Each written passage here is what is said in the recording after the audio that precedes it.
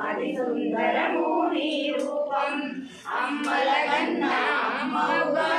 ముగ్గురమ్మలకు మూలముగా జ్ఞానప్రసూనారావమ్మ జ్ఞానమునందరికి ఇవ్వమ్మ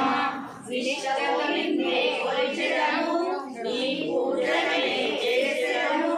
కష్టములన్నీ కడతీర్చి కనికరములను కాపాడు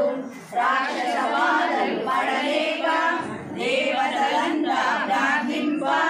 అభయహస్తము చూపితివి అవతారములో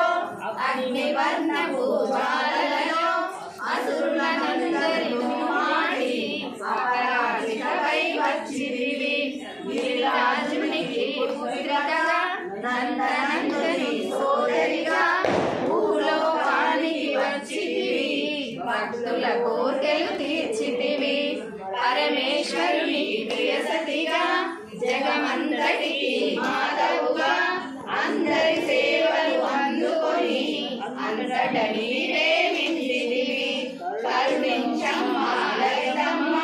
భక్తుల కష్టం తీర్చమ్మా